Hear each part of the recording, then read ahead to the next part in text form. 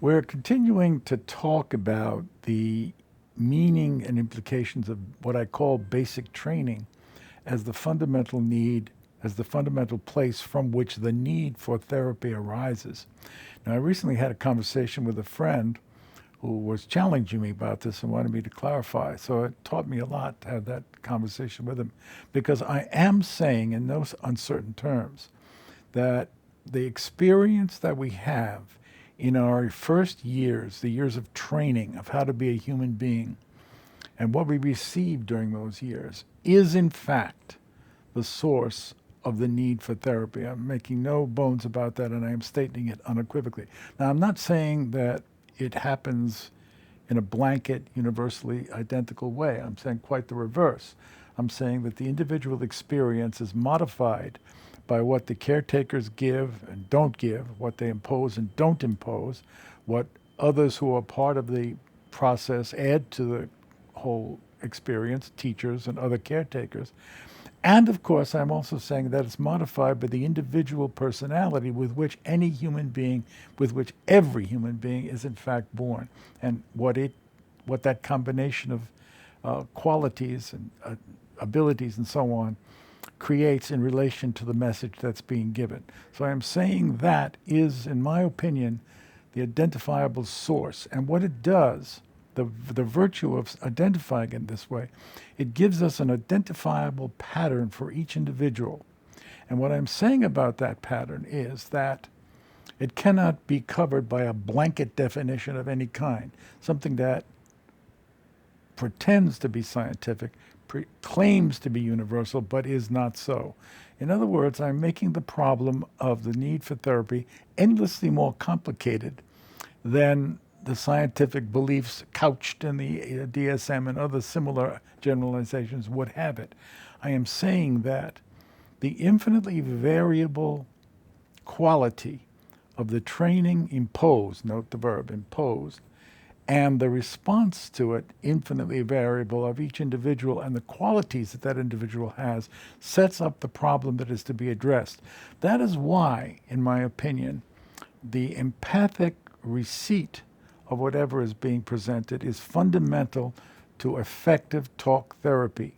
In other words, what I'm saying is that if an individual has come to the place where he or she feels that he or she has a problem that must be dealt with in therapy, the important thing for that individual is the feeling, the perception that whatever he or she is presenting is welcome here, will be received here, will be heard here, and that we can have the data being presented by the experience of that individual human being as the material with which the therapy intends to deal.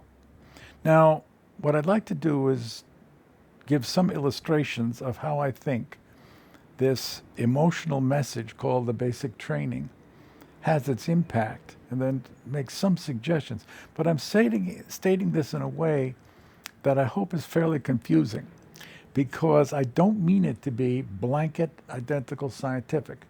Now, what I'm saying is no individual human being fits perfectly under this scientific definition, the kind of thing that purports to be a disorder in the DSM, and can be identified with that and helped by that kind of imposition of that kind of a definition. Now, a good example of what I'm talking about is a relation to this thing that is universally being referred to as depression. Now, I can't even begin to speculate the profits of the drug companies that I'm threatening here with this questioning of this depression thing. But in my opinion, what happens to a young person when he or she is receiving the impact of the kind of experience they're receiving is that either the quality that the individual possesses, his or her intelligence, his or her beauty, his or her energy, his or her imagination, his or her sexuality, his or her hopes and ambitions, what they laugh at, that kind of thing. All of those qualities are either, in some sense, attacked, oppressed, shamed, rejected. In other words, in this case, the individual concerned would feel some kind of danger if he or she approaches having that quality. Recently, I was dealing with a client who told me that she was never allowed in any way to express her opposition to anything her parents wanted. If her parents wanted it or decreed it, it had to be done.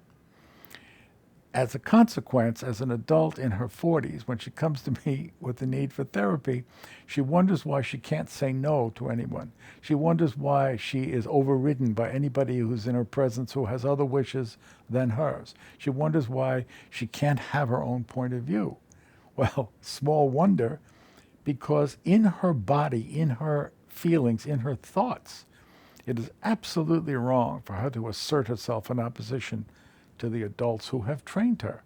And there's basic training at work, working the way it does. Now, when you receive that kind of opposition, that kind of attack on any one of those qualities, another way of, unfortunately, of experience that kind of attack, if there's utter silence about it, in the individual's family, was sex or sexuality even so much as mentioned, never mind alluded to, never mind talked about in any detail, was their desire to run about and be full of fun and energy and hilarity put down as being obstreperous and disturbing the adults present or that kind of thing. It depends on how that kind of lesson was imposed or how not imposed. In other words, nothing's ever been said. There must be something wrong with it, you see. The point being that if I have received that kind of negative impact on that quality of my being, of my energy, I will come into my adult world feeling that kind of negative impact. Now, believe it or not, I equate that, especially if it's severe, especially if it's very dark, especially if it's very oppressive, as a kind of death threat. Because some aspect of myself, some aspect of my being, something which is my vital, vita, life self, is being told not to live. So I keep it down. All right, I love the etymology of these words. Depression, from the Latin original root, comes from the verb premo premere, to press down. Depressus is the way the final principal part would be mentioned. So keep down whatever it is that is unacceptable. It has been shamed, has been treated negatively. So of course it feels bad. Of course it feels deadly. Of course it feels like something dark and oppressive and bad, you see. And if we have this kind of simple, this oversimplified kind of response, well, you shouldn't feel bad, you should never have such feelings, then the idea is take a pill and get rid of the feeling. Well, it doesn't. And I love the way the ads that I see on TV are so slippery. Here's a pill telling you to take a pill on top of the pill you're taking. Don't give up the progress you may already have made with your depression, but here's another pill to take just in case you may not have done away with it. Think of the hypocrisy of that. Think of the fraudulence of the salesperson involved. When I think of those 19th century patent medicine doctors, who came with a wagon into town and sold you whiskey as the elixir of life, it was very similar. It was having exactly the same kind of fraudulent impact. So it's about time that we recognize that if we're feeling those terrible feelings, and they are terrible, they're appropriate, they're correct. If I've been told that some vital aspect of myself should die, I'm going to feel bad about that aspect of myself, and that I need to do the work with myself to understand that I have been told to feel bad about it, and that I therefore can begin from that spot to learn to treat it acceptably and well, and begin to understand what it is that I aspired to with the bad feeling that I have. Now, that's another aspect of when I talk about the value of understanding basic training. Where do we go with this? But my point here is that effective therapy must begin by the acceptance of the experience of the individual and the recognition of what that experience is. So the business of depression here is one instance of the kind of negative impact of basic training. I want to talk about several others, but we'll do that next time.